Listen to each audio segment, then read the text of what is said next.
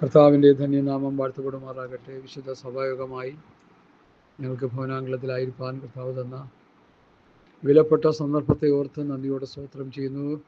2026 ജനുവരി മാസം 25-ാം തീയതി വിശുദ്ധ സഭായോഗമായി ഞങ്ങൾക്ക് ദൈവസന്നിധിയിലായിരിക്കാൻ കർത്താവ് തരുന്ന വിലപ്പെട്ട സന്ദർഭത്തെ ഓർത്ത് ദൈവത്തെ നന്ദിയോടെ സ്തോത്രം ചെയ്യുന്നു. സംഭവകുലമായ 2026-ൻ്റെ 24 ദിനങ്ങൾ കടന്നുപോയി 25-ലേക്ക് നമ്മൾ കടന്നു വന്നിരിക്കുന്നു. ജനുവരി മാസം 26-ാം തീയതി ഒരു വലിയ ഘോരമായ അറ്റാക്ക് നടക്കുമെന്നൊക്കെയാണ് പശ്ചിമ കൊച്ചിയിലെ വിഷയങ്ങളിൽ നിന്ന് നമുക്ക് മനസ്സിലാകുന്നത്.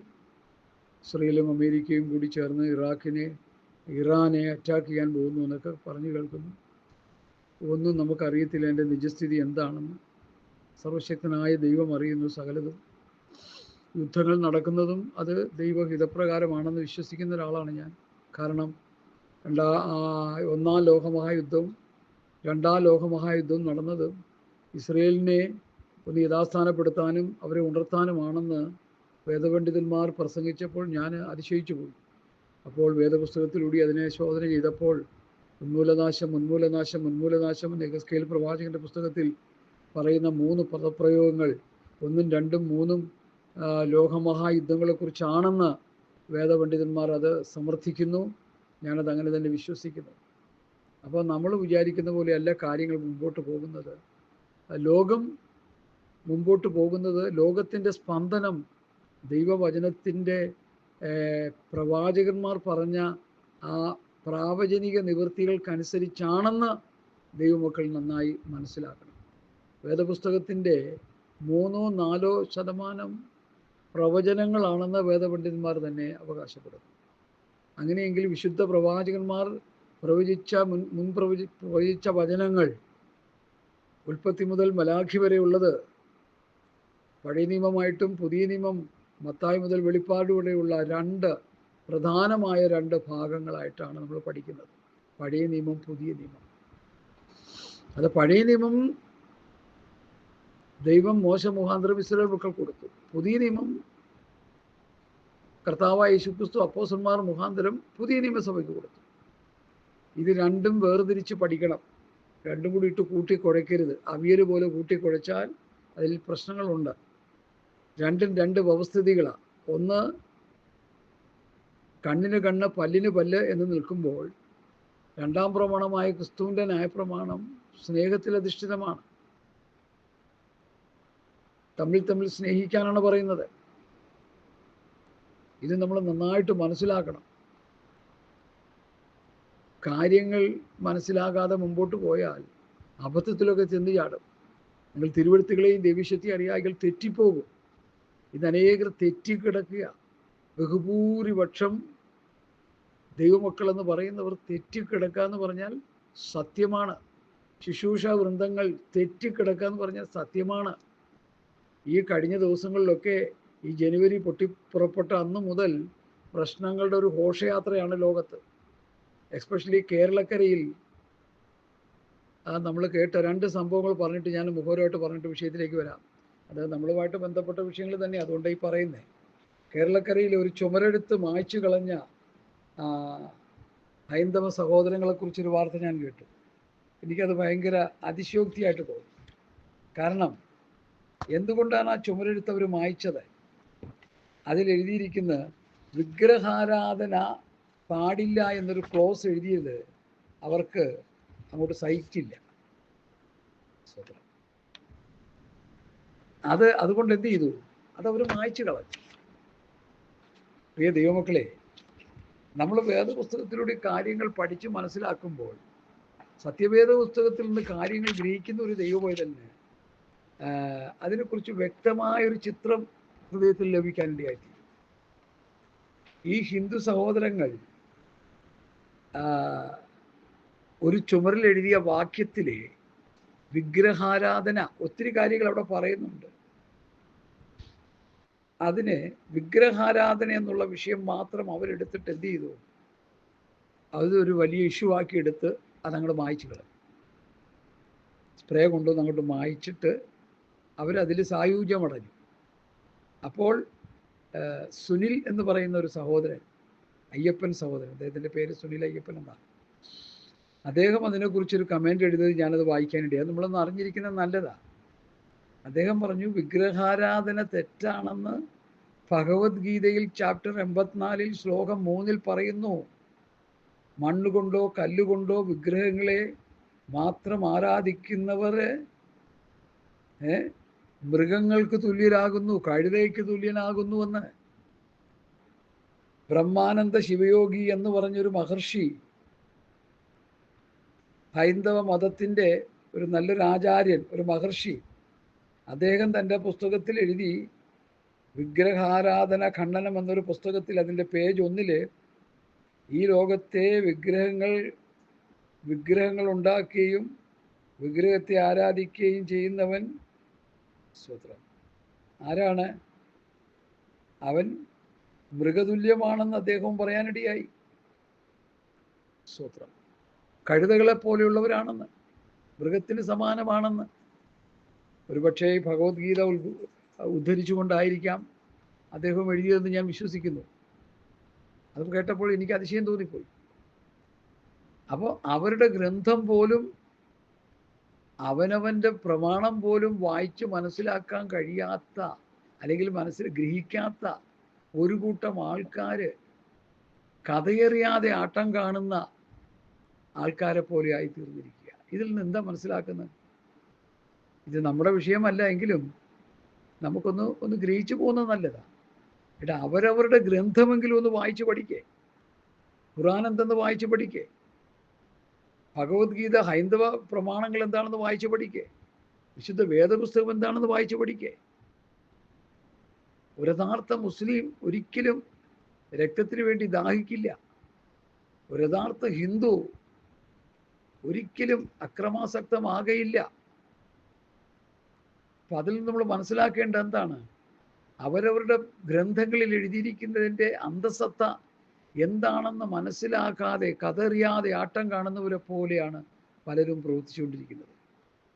ഞാനിതിൽ നിന്ന് മനസ്സിലാക്കുന്നത്, ഇതിൻ്റെ പിന്നിൽ പിശാചിൻ്റെ കറുത്ത കരമുണ്ടെന്നുള്ളതാണ് ഞാൻ മനസ്സിലാക്കുന്നത്. ഒരു മനുഷ്യൻ സ്വയമേ ഇങ്ങനെയൊന്നും ചെയ്യത്തില്ല. ശത്രുവിൻ്റെ കൈകളിൽ അവൻ ഉപയോഗിക്കപ്പെടുമ്പോഴാണ് ഇതൊക്കെ ചെയ്യുന്നതാണെന്നാണ് ഞാൻ മനസ്സിലാക്കുന്നത്. എനിക്കതേ പറയാൻ പറ്റത്തുള്ളൂ. കാരണം വെളിപ്പാട് പുസ്തകത്തിൽ അതിൻ്റെ 12-ാം അധ്യായത്തിൻ്റെ 9-ാമത്തെ വാക്യം വായിക്കാം. വെളിപ്പാട് 12:9.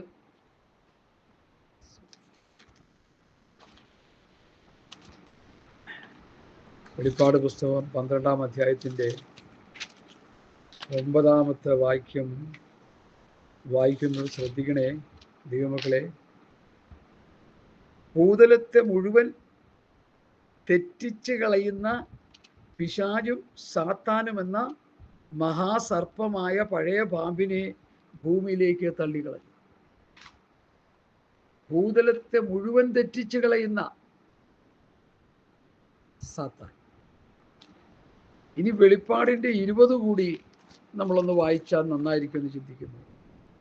അനന്തരം ഒരു ദൂതൻ അഗാധത്തിൻ്റെ താക്കോലും ഒരു വലിയ ചങ്ങലയും കയ്യിൽ പിടിച്ചുകൊണ്ട് സ്വർഗത്തിൽ നിന്ന് ഇറങ്ങുന്നത് ഞാൻ കണ്ടു. അവൻ പിശാചും സാത്താനും എന്നുള്ള പഴയ പാമ്പായ മഹാസർപ്പത്തെ പിടിച്ച് 1000 ആണ്ടേക്ക് ചങ്ങലയിട്ടു. 1000 ആണ്ട് കഴിയുവോളം ജാതികളെ വഞ്ചിക്കാതിരിപ്പാൻ അവനെ അഗാധത്തിൽ തള്ളിയിട്ട് അടച്ചു പൂട്ടുകയും മുദ്രയിടുകയും ചെയ്തു. ഈ 2 വാക്യം പെന്തക്കോസുകാർ, പാസ്റ്റർമാരും വിശ്വാസികളും നന്നായിട്ടൊന്ന് മനസ്സിലാക്കും. ഇതൊന്നും പ്രസംഗിക്കാൻ ഇവിടെ ആളില്ല. അതാണ് ഈ കാര്യകാരണ സഹിതം കാര്യങ്ങൾ ജനത്തെ പറഞ്ഞ് മനസ്സിലാക്കാതെ ചുമ്മാ ആളെ ഇട്ട് വട്ടം കറക്കുന്ന ഒരു കാലഘട്ടമായി മാറി. ഉപദേഷ്ടാക്കന്മാരെ പെരുക്കി കണ്ട ചപ്പും ചവറും ഒക്കെ വിശ്വാസികളെ തീറ്റിച്ച് അവരെ നിത്യമായ നാശത്തിലേക്ക് തള്ളിക്കളയുന്ന അവസ്ഥയിലേക്ക് കാര്യങ്ങൾ മാറ്റപ്പെട്ടുകൊണ്ടിരിക്കുന്നു. സഹോദരങ്ങളെ, വേദനയോടെ ഞാൻ പറയുകയാണ്. ഇവിടെ ഈ 2 കാര്യങ്ങൾ നമ്മൾ മനസ്സിലാക്കേണ്ടത്.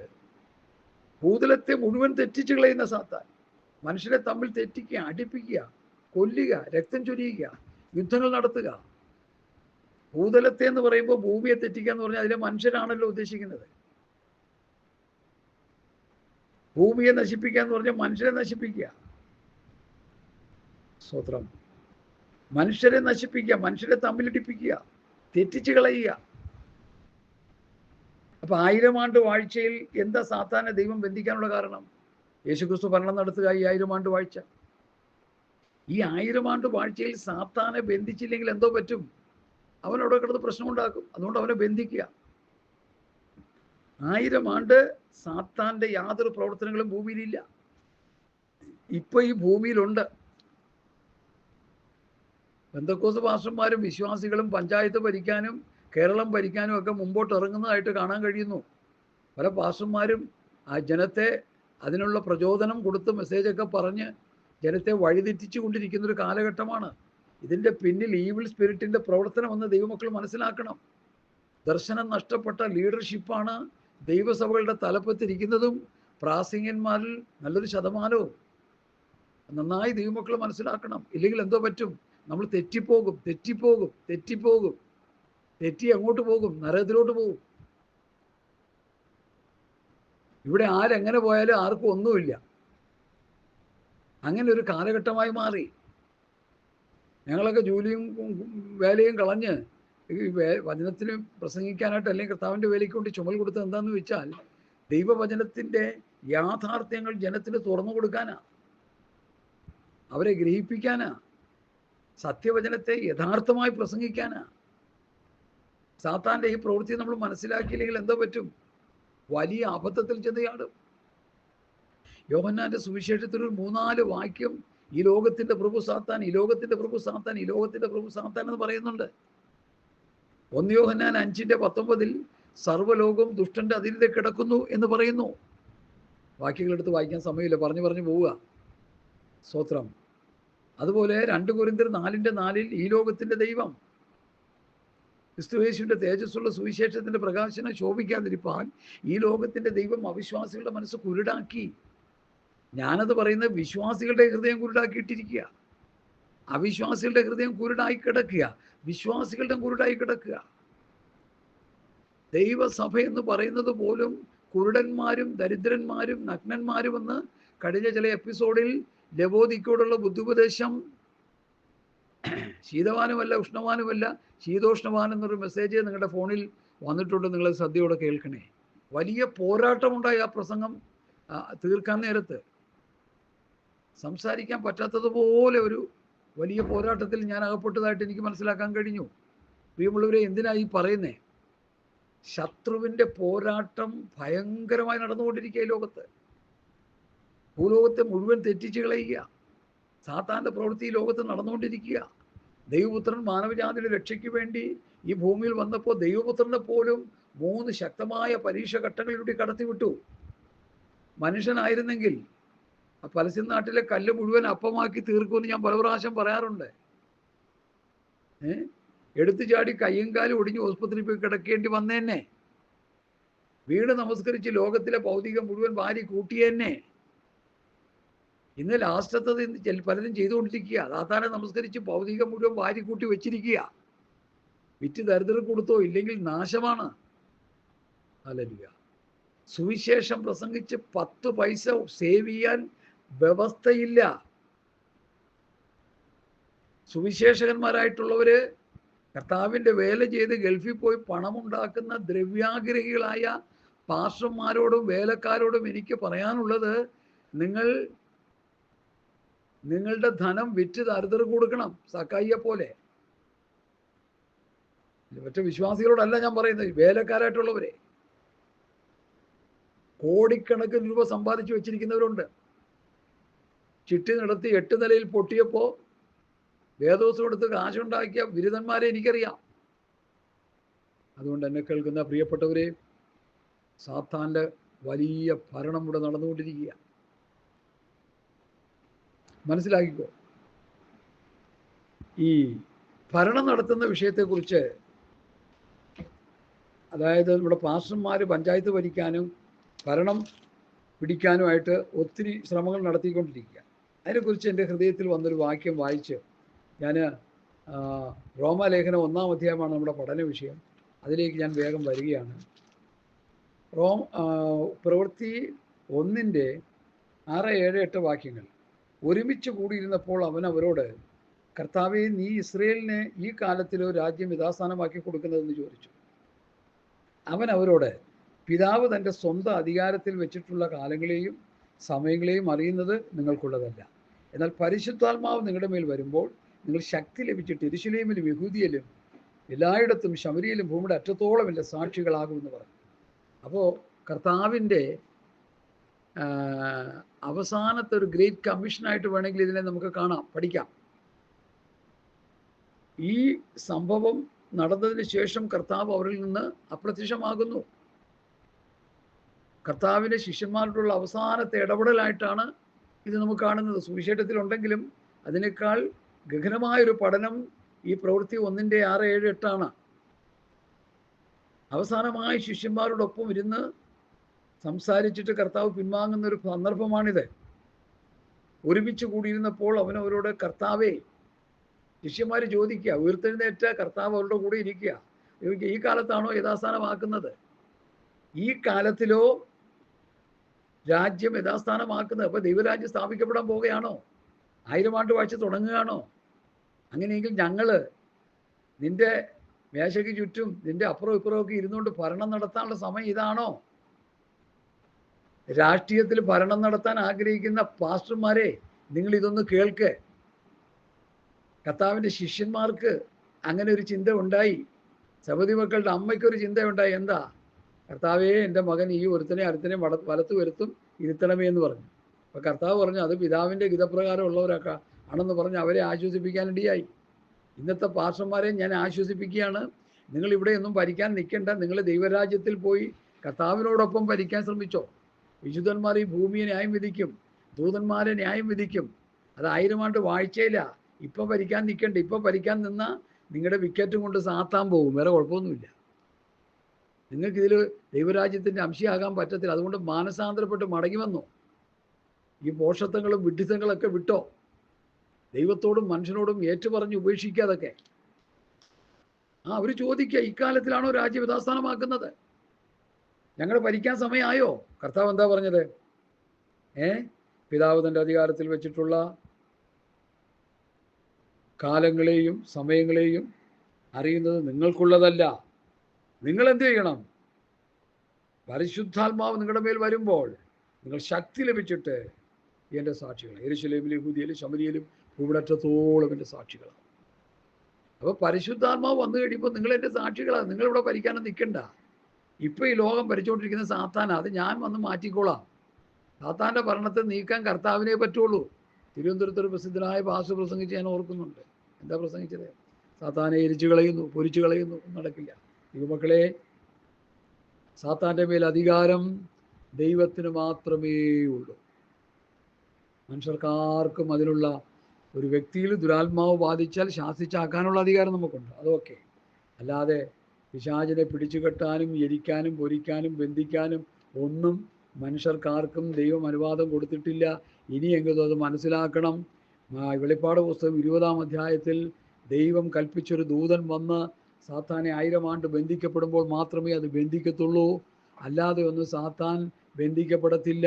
നമുക്കൊരു വ്യക്തിയുടെ മേൽ സാത്താൻ്റെ വ്യാപാരമുണ്ടായാൽ, ബാധയുണ്ടായാൽ നമുക്ക് ശാസിച്ചകറ്റാനുള്ള അധികാരം കർത്താവിൽ നിന്ന് പ്രാപിച്ചാൽ അത് ചെയ്യാം. ഇല്ലെങ്കിൽ മര്യാദയ്ക്കിരുന്നോണം. ഹല്ലേലൂയ. പ്രശ്നങ്ങളൊന്നും ഉണ്ടാക്കരുത്. ശാസിച്ചിട്ട് അവസാനം സാത്താൻ തലയ്ക്ക് കയറിയ ഒത്തിരി ചരിത്രങ്ങൾ എനിക്കറിയാം. ശാസിക്കുന്നവൻ്റെ മണ്ടയ്ക്ക് ചാടി കയറും അവൻ. അതുകൊണ്ട് വളരെ സൂക്ഷിച്ച് വേണം കാര്യങ്ങൾ ചെയ്യാൻ. പോകുന്നിടത്തൊക്കെ പോയി ശാസിച്ച് അവസാനം എല്ലാം കൂടി തലമണ്ടയിലോട്ട് കയറിയിട്ട് പിന്നെ നമ്മളെ ശാസിക്കാൻ വേറെ ആൾ വരേണ്ടി വരും. അതുകൊണ്ട് ഞാൻ ഈ നിയോഗത്താൽ പറയുന്ന കാര്യമാണ്, സാത്താനെ ശാസിക്കാൻ നമുക്ക് അധികാരം കർത്താവ് തന്നിട്ടുണ്ടെങ്കിൽ അത് ചെയ്യുക, ഇല്ലെങ്കിൽ അത് ചെയ്യരുത്. നിർമ്മലമായ ദൈവത്തിൻ്റെ വചനം പ്രസംഗിച്ചവരെ കേൾപ്പിക്കുക മാത്രം നമ്മൾ ചെയ്താൽ മതി. ഭാവിക്കേണ്ടതിന് മീതെ ഭാവിച്ചുയരാതെ ദൈവം ഓരോരുത്തരും വിശ്വാസത്തിൻ്റെ അളവ് പങ്കിട്ടതുപോലെ ഭാവിക്കണമെന്ന് ഞാൻ എനിക്ക് ലഭിച്ച കൃപയാൽ എനിക്ക് ലഭിച്ച കൃപയാൽ ഞാൻ നിങ്ങളോട് പറയുന്നുവെന്ന് സ്തോത്രം. റോമാലേഖനം 12-ാം അധ്യായത്തിൽ പൗലോസ് പഠിപ്പിക്കുക. അതുകൊണ്ട് പ്രിയമുള്ളവരെ, ഈ ലോകത്തിൻ്റെ ഭരണം, ഈ ലോകത്തിൻ്റെ പഞ്ചായത്തോ ഓപ്പറേഷനോ അല്ലെങ്കിൽ ഏത് ഭരണമാകട്ടെ, അത് നമ്മളെ ഫലമേൽപ്പിച്ചിട്ടില്ല. നമ്മൾ ലോകക്കാരായിരിക്കാതെ വണ്ണം ഈ ലോകത്തിൽ നിന്ന് ദൈവം നമ്മെ തിരഞ്ഞെടുത്തു. എൻ്റെ രാജ്യം ഐഹികമല്ല എന്ന് കർത്താവ് പറഞ്ഞു. ഈ ലോകത്തിന് അനുരൂപരാകരുതെന്ന് കർത്താവ് പറഞ്ഞു. ഈ ലോകം സാത്താൻ്റെ പിടിയിൽ അമർന്നു കിടക്കുകയാണെന്ന് കർത്താവ് പറഞ്ഞു. കർത്താവ് വന്ന് സഭയെ ചേർത്തതിന് ശേഷം 7 വർഷത്തെ മഹോദരകാലം സാത്താനും അവൻ്റെ പ്രവൃത്തികൾ ഇവിടെ ശക്തമായി നടമാടുന്നൊരു കാലമായിരിക്കും. അത് കഴിഞ്ഞ് 1000 ആണ്ട് വാഴ്ചയ്ക്ക് വേണ്ടി പിശാചിനെ ബന്ധിക്കുകയും മഹോദരകാലം കഴിഞ്ഞ് 7 വർഷത്തെ മഹോദരകാലം കഴിഞ്ഞ് സാത്താനെ ബന്ധിക്കുകയും അതിനുശേഷം അഴിച്ചുവിടുകയും പിന്നെ ഒരു ബ്രാക്കറ്റ് പീരീഡ് മാത്രം അവനുള്ളൂ. അത് കഴിഞ്ഞ് ദൈവം അവന് വേണ്ടി സൃഷ്ടിക്കപ്പെട്ട നരകത്തിലേക്ക് സാത്താനെ തള്ളിക്കളയുമെന്ന് വെളിപ്പാട് പുസ്തകം ശക്തമായി പഠിപ്പിക്കുന്നു. സ്തോത്രം. ദൈവം മനുഷ്യന് വേണ്ടി നരകം ഉണ്ടാക്കിയിട്ടില്ല. സാത്താനും അവൻ്റെ ദൂതന്മാർക്കും വേണ്ടിയാണ് തീപ്പൊയ്ക ഒരുക്കിയിരിക്കുന്നത്. എന്നാൽ സാത്താൻ്റെ പ്രവൃത്തി ചെയ്യുന്നവരെല്ലാം അവൻ്റെ കൂടെ അങ്ങോട്ട് പോകുമെന്നുള്ളത് ദുഃഖകരമായ ഒരു അവസ്ഥയായിട്ട് നമുക്ക് പഠിക്കാൻ കഴിയുന്നു. അതുകൊണ്ട് നമുക്കാർക്കും ആ വിപത്ത് സംഭവിക്കാതിരിക്കാൻ ദൈവവചനത്തിൻ്റെ വ്യവസ്ഥയിലേക്ക് അണഞ്ഞു വരുവാൻ ഞാൻ കർത്താവിൻ്റെ നാമത്തിൽ നിങ്ങളെ ഓർപ്പിച്ചുകൊണ്ട് റോമാലേഖനം 1-ാം അധ്യായത്തിൻ്റെ പഠനത്തിലേക്ക് നമ്മൾ വരികയാണ്. റോമാലേഖനം 1-ാം അധ്യായം എന്നുള്ളത് വളരെ ശക്തമായൊരു പഠനമാണ്. അത് ഇതുവരെയും വേണ്ട രീതിയിൽ ആരും അങ്ങനെ പ്രസംഗിച്ച് ഞാൻ കേട്ടിട്ടില്ല. ഭാഗികമായിട്ടൊക്കെ പ്രസംഗിക്കാറുണ്ട്. ഒരു വചനത്തെ അടർത്തിയെടുത്തുകൊണ്ട് പോയി അവിടെ നിന്ന് ഇവിടെ നിന്നൊക്കെ അടർത്തിയെടുത്ത വചനം പ്രസംഗിക്കുന്നത് തെറ്റില്ല, നല്ലതാണ്. എങ്കിലും ഒരു ലേഖനം അങ്ങനെ തന്നെ പഠിപ്പിക്കുക, ഒരു ചാപ്റ്റർ അങ്ങനെ തന്നെ പഠിപ്പിക്കുക, ഒരു ഖണ്ഡിക അങ്ങനെ തന്നെ പഠിപ്പിക്കുക. ഓരോ ലേഖനങ്ങളും പരിശുദ്ധാത്മാവ് ദൈവസഭയ്ക്ക് തന്നിരിക്കുന്ന വിലയേറിയ ദൈവകൽപ്പനകളാണ്. ഈ പ്രവാചകനായിരിക്കാം, ആത്മീയനായിരിക്കാം. ഞാൻ എഴുതുന്നത് ദൈവത്തിൻ്റെ കൽപ്പന. 1 കൊരിന്ത്യർ 14:37 വാക്യം. അതുകൊണ്ട് ദൈവകൽപ്പനയായ ഈ ഉപദേശങ്ങൾ നമ്മൾ നന്നായി വായിച്ച് പഠിക്കണം. അത് അടുക്കും ചിട്ടയോടും കൂടി പഠിക്കണം. ഒരു ലേഖനം മുഴുവൻ പഠിക്കുന്നത് നല്ലതാണ്. ഒരു അധ്യായം മുഴുവൻ പഠിക്കുന്നത് നല്ലതാണ്. ഒരു ഖണ്ഡികയിലെ വിഷയങ്ങൾ മുഴുവൻ പഠിക്കുന്നത് നല്ലതാണ്. അവിടെ നിന്ന് അടർത്തിയെടുത്തുകൊണ്ട് പോയി പഠിക്കുന്നതിനേക്കാൾ ഗഹനമായ പഠനമാണ് ഒരു അധ്യായം അങ്ങനെ തന്നെ പഠിക്കുന്നത്. ഒരാൾക്കൊരു കത്തെഴുതിയാൽ ആ കത്തിൻ്റെ ഒരു പേജ് മാത്രം വായിച്ചിട്ടെടുത്ത് കളയുമോ? ആ കത്ത് മുഴുവൻ വായിക്കുമ്പോഴാണ് മുഴുവൻ സന്ദേശം ഒരു വ്യക്തിക്ക് കിട്ടുന്നത്. അതുപോലെ പുതിയ നിയമസഭയ്ക്ക് പരിശുദ്ധാത്മാവിൽ വിരചിതമായ അപ്പോസ്തലന്മാരോട് ലഭിച്ചിരിക്കുന്ന ഈ പ്രമാണങ്ങൾ, കൽപ്പനകൾ, അതൊരു ലേഖനം മുഴുവനായിട്ട് നമ്മൾ പഠിപ്പിക്കണം. അല്ലെങ്കിൽ ഒരു അധ്യായമെങ്കിലും കുറഞ്ഞ പക്ഷം പഠിപ്പിക്കണം. ഞങ്ങളങ്ങനെ ചെയ്യാറുണ്ട്. സ്തോത്രം. റോമാലേഖനത്തിലെ ഏറ്റവും ശ്രദ്ധേയമായ ഒരു പഠനമാണ് നീതീകരണം, വിശുദ്ധീകരണം, തേജസ്കരണം. Sanctification, justification, sanctification, glorification. 3 കാര്യങ്ങൾ. നീതീകരണം, വിശുദ്ധീകരണം, തേജസ്കരണം.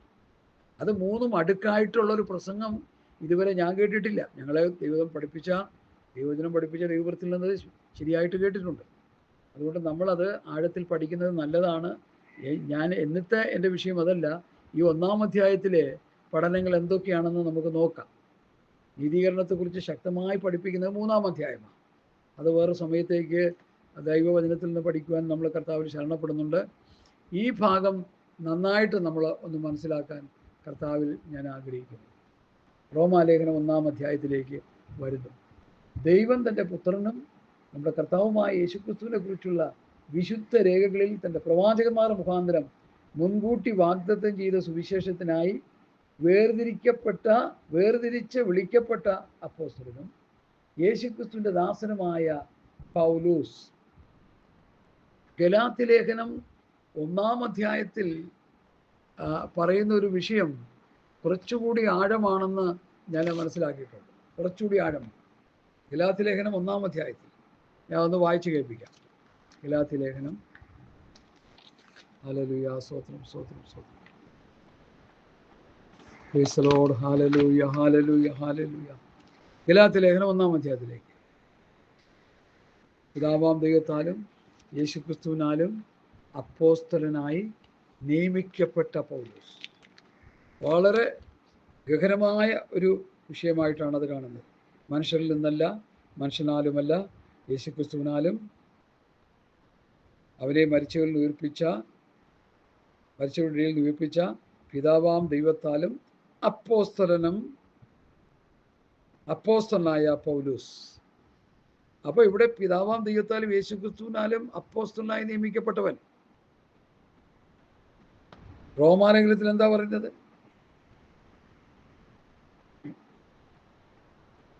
സ്തോത്രം. യേശുക്രിസ്തുവിനെ കുറിച്ച് വിശുദ്ധ രേഖകളിൽ തന്റെ പ്രവാചകന്മാർ മുഖാന്തരം മുൻകൂട്ടി വാഗ്ദത്തം ചെയ്ത സുവിശേഷത്തിനായി വേർതിരിച്ച് വിളിക്കപ്പെട്ട അപ്പോസ്തലനും യേശുക്രിസ്തുവിന്റെ ദാസനുമായ പൗലോസ്.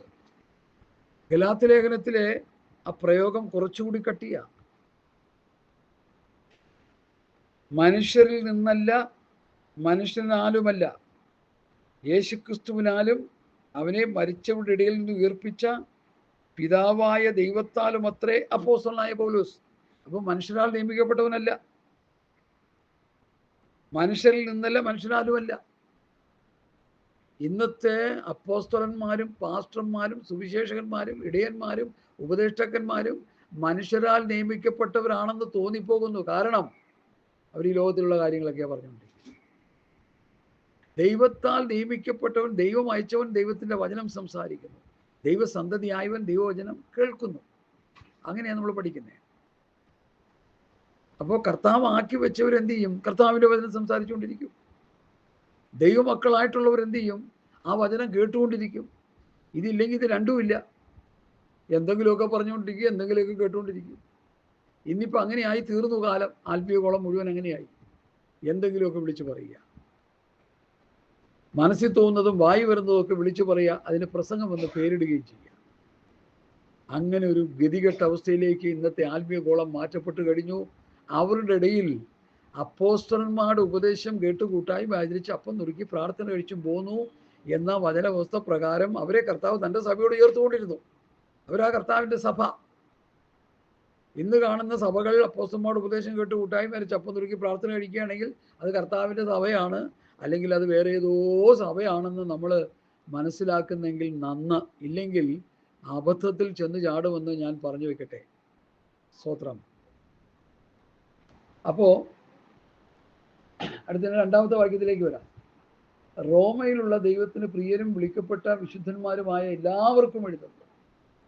അപ്പൊ റോമയിലുള്ളവർക്ക് മാത്രമല്ല, കർത്താവിൻ വിളിക്കപ്പെട്ട വിശുദ്ധന്മാരായ എല്ലാവർക്കും. അത് 1 കൊരിന്ത്യർ ലേഖനം 1-ാം അധ്യായം പഠിക്കുമ്പോൾ അവിടെയും ഇവിടെയും എവിടെയുമുള്ള കർത്താവായ യേശുക്രിസ്തുവിന്റെ രക്തത്താൽ വിളിക്കപ്പെട്ടവർക്കും ശുദ്ധീകരിക്കപ്പെട്ടവർക്കും എല്ലാവർക്കും എഴുതാം. അവിടെയും ഇവിടെയും എവിടെയും. അപ്പൊ അതിലെ ലോകത്തിലെ 190 രാഷ്ട്രങ്ങളുണ്ടെന്ന് പറയുന്നു. ആ 190 രാഷ്ട്രങ്ങളും അതിലുൾപ്പെടും. അവിടെയും ഇവിടെയും എവിടെയും. ഭൂമിയുടെ 5 വൻകരകളിലുള്ള വിശുദ്ധന്മാർക്കും ദൈവസഭയിലുള്ളവർക്കും കർത്താവിൻ്റെ രക്തത്താൽ വീണ്ടെടുക്കപ്പെട്ടവർക്കും വിളിക്കപ്പെട്ട ഏവർക്കും എഴുതുന്നതാണ് ഈ ലേഖനങ്ങൾ. ഞങ്ങൾ വാക്കിനാലോ ലേഖനത്താലോ തന്ന പ്രമാണമെന്ന 2 തെസ്സലോനിക്കർ 2:15 വാക്യപ്രകാരം അവർ വാക്കിനാൽ തന്ന പ്രമാണം പ്രവൃത്തി പുസ്തകവും അവരുടെ ലേഖനങ്ങളൂടി തന്നത് റോമാലേഖനം മുതൽ യൂദയുടെ ലേഖനം വരെ. അത് വെളിപ്പാട് 1, 2, 3 അധ്യായം കൂടി നമ്മൾ ശക്തമായി പഠിപ്പിക്കുന്നുണ്ട്. 4-ാം അധ്യായത്തിൽ സഭ സ്വർഗത്തിലായിട്ടാണ് വേദപുസ്തകത്തിൽ നമുക്ക് പഠിക്കാൻ കഴിയുന്നത്. അപ്പം ഇങ്ങനൊരു പഠനം വളരെ അത്യാവശ്യമായിട്ട് നമുക്ക് വേണ്ടി വന്നിരിക്കുക. അതുകൊണ്ടത് ഈ ഓർഡർ, ഈ പ്രോപ്പർ ചാനലിലൂടെ തന്നെ കാര്യങ്ങൾ ഗ്രഹിച്ചു പോയില്ലെങ്കിൽ അബദ്ധത്തിൽ ചെന്ന് ചാടാനുള്ള സാധ്യതയുണ്ട് എന്ന് ദൈവമക്കൾ മനസ്സിലാക്കണം. സ്തോത്രം, സ്തോത്രം, സ്തോത്രം. നമ്മുടെ പിതാവായ ദൈവത്തിൽ നിന്നും കർത്താവായ യേശുക്രിസ്തുവിൽ നിന്നും നിങ്ങൾക്ക് കൃപയും സമാധാനം ഉണ്ടാകട്ടെ. ജഡം സംബന്ധിച്ച് സ്തോത്രം, ദാവീദിന്റെ സന്തതിയിൽ നിന്ന് ജനിക്കുകയും മരിച്ചിട്ട് ഉയർത്തെഴുന്നേറ്റിരിക്കിയാൽ വിശുദ്ധിയുടെ ആത്മാവ് സംബന്ധിച്ച് ദൈവപുത്രൻ എന്ന് ശക്തിയോടെ നിർണയിക്കപ്പെടുകയും ചെയ്തിരിക്കുന്നവനാണല്ലോ ഞങ്ങൾ അവൻ്റെ നാമത്തിന് സകല ജാതികളുടെയും ഇടയിൽ വിശ്വാസത്തിന് അനുസരണം വരുത്തേണ്ടതിന് കൃപയും അപ്പോസ്തലത്വവും പ്രാപിച്ചത്. അപ്പോൾ യേശുക്രിസ്തു ആരാണെന്ന് ചോദിച്ചാൽ ദാവീദിന്റെ സന്തതിയിൽ നിന്ന് ജനിക്കുകയും മരിച്ചിട്ട് ഉയർത്തെഴുന്നേറ്റിരിക്കിയാൽ വിശുദ്ധിയുടെ ആത്മാവ് സംബന്ധിച്ച് ദൈവപുത്രൻ എന്ന ശക്തിയോടെ നിർണയിക്കപ്പെടുകയും ചെയ്തവൻ. പൗലോസിൻ്റെ ഒരു പ്രയോഗമാണ്. സ്തോത്രം. സുവിശേഷം എന്താണെന്ന് തീമോഥെയോസ് ലേഖനത്തിൽ പഠിക്കുമ്പോൾ ദാവീദിന്റെ സന്തതിയിൽ നിന്ന് ജനിക്കുകയും മരിക്കുകയും ഉയർത്തെഴുന്നേൽക്കുകയും ചെയ്ത യേശുക്രിസ്തുവിനെ ഓർത്തു. അതാകുന്നു എൻ്റെ സുവിശേഷം. ദാവീദിന്റെ സന്തതിയായി ജനിച്ച് മരിച്ചടക്കപ്പെട്ട ഉയർത്തെഴുന്നേറ്റ യേശുക്രിസ്തുവിനെ ഓർത്തുകൊള്ളുവിൻ, അതാകുന്നു എൻ്റെ സുവിശേഷം.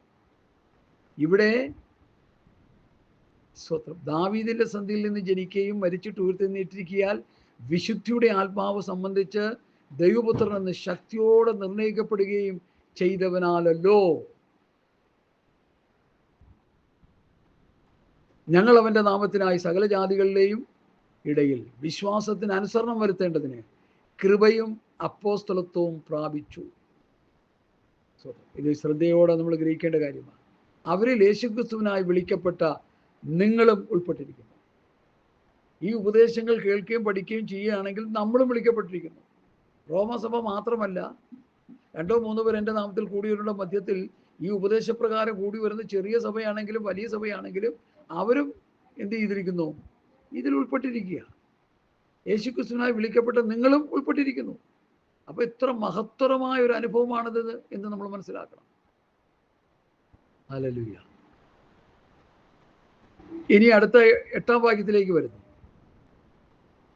നിങ്ങളുടെ വിശ്വാസം സർവ്വലോകത്തിലും പ്രസിദ്ധമായിരിക്കുന്നതിനാൽ ഞാൻ ആദ്യം തന്നെ എൻ്റെ ദൈവത്തിന് യേശുക്രിസ്തു മുഖാന്തരം നിങ്ങളെല്ലാവർക്കും വേണ്ടി സ്തോത്രം ചെയ്യും. അപ്പോൾ റോമയിലുള്ള വിശ്വാസികളുടെ പ്രത്യേകത എന്താ? നിങ്ങളുടെ വിശ്വാസം സർവ്വലോകത്തിലും പ്രസിദ്ധമായിരിക്കുന്നു. വളരെ ശക്തമായൊരു പ്രയോഗമാണ്. ഈ ഒരു പ്രയോഗം തെസ്സലോനിക്ക സഭയെക്കുറിച്ചും പൗലോസ് പറയുന്നതായിട്ട് നമുക്ക് കാണാൻ കഴിയുന്നു. തെസ്സലോനിക്ക സഭയിലെ ആ ലേഖനത്തിൽ നിന്ന് നമുക്ക് ആ വാക്യം ഒന്ന് മനസ്സിലാക്കാനായിട്ട് ശ്രമിക്കുക. ഹല്ലേലൂയ. തെസ്സലോനിക്ക ലേഖനം, 1-ാം ലേഖനം, അതിൻ്റെ 1-ാം അധ്യായത്തിൽ നിന്ന് എൻ്റെ 6 തൊട്ടുള്ള വാക്യം ഞാൻ വായിക്കാം. ബഹുകഷ്ടം സഹിക്കേണ്ടി വന്നിട്ടും നിങ്ങൾ പരിശുദ്ധാത്മാവിൻ്റെ സന്തോഷത്തോടെ വചനം കൈക്കൊണ്ട് ഞങ്ങൾക്കും കർത്താവിനും അനുയായികളായി തീർന്നു.